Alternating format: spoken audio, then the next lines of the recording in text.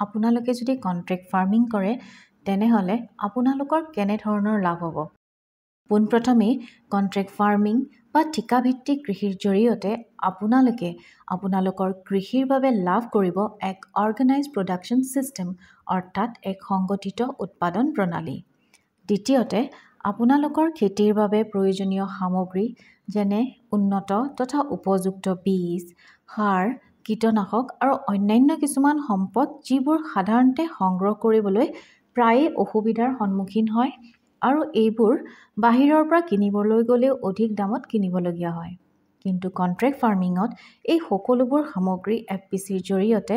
উন্নত মানদণ্ড আৰু অতি সুলভ মূল্যত যোগান ধৰাৰ ব্যৱস্থা কৰা হ'ব আৰু তৃতীয়তে কন্ট্ৰেক্ট ফাৰ্মিঙৰ আন এটা গুৰুত্বপূৰ্ণ দিশ কি জানেনে আমাৰ কৃষকসকলে লাভ কৰিব তেওঁলোকৰ উৎপাদিত সামগ্ৰী বিক্ৰীৰ বাবে এক দীৰ্ঘকালীন চুক্তিবদ্ধ বজাৰ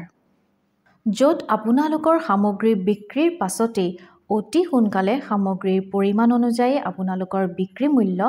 আপোনালোকৰ নিজৰ বেংক একাউণ্টত জমা কৰি দিয়া হ'ব আৰু এইয়া আইনগতভাৱে চুক্তিবদ্ধ হৈ থাকিব অৰ্থাৎ আইনৰ দ্বাৰা বাধ্যবাধকতা ৰূপে আপোনালোকৰ বিক্ৰী মূল্য নিশ্চিতভাৱে নিজৰ বেংক একাউণ্টত লাভ কৰিব এই বজাৰৰ সৈতে সাঙুৰ খাই থকা আন এটা ডাঙৰ সমস্যা হ'ল বিক্ৰী মূল্যৰ উত্থান পতন অৰ্থাৎ যিকোনো সামগ্ৰীৰে বজাৰ অনুযায়ী বিক্ৰী মূল্যৰ তাৰতম্য ঘটা দেখা যায় উদাহৰণস্বৰূপে মাকৈৰ কথাকে লওঁ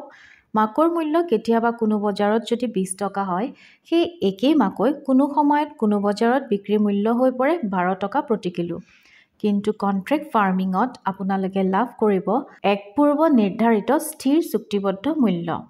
ইয়াৰ লগতে কন্ট্ৰেক্ট ফাৰ্মিঙে আপোনালোকৰ বাবে আধুনিক কৃষি কৌশলৰ প্ৰশিক্ষণৰো ব্যৱস্থা গ্ৰহণ কৰিব বিভিন্ন সময়ত শস্যত হোৱা কীট ৰোগ অথবা প্ৰতিকূল বতৰৰ পৰিস্থিতি আদি কাৰণত খেতি নষ্ট হোৱাৰ ফলত যি লোকচানৰ সন্মুখীন হয় সেই সকলোখিনি প্ৰায় আপোনালোকে নিজাববীয়াকৈ বহন কৰিবলগীয়া হয় কিন্তু কন্ট্ৰেক্ট ফাৰ্মিঙত আপোনালোকৰ খেতিৰ বাবে কৃষি বীমাৰ সম্পূৰ্ণ ব্যৱস্থা আগবঢ়োৱা হ'ব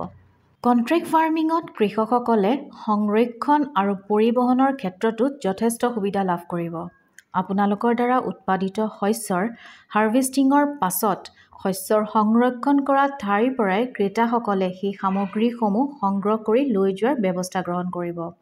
তাত আপোনালোকে কোনো ধৰণৰ অসুবিধাৰ সন্মুখীন হ'ব নালাগে আৰু এই কথাও আইনগতভাৱে চুক্তিবদ্ধ হৈ থাকিব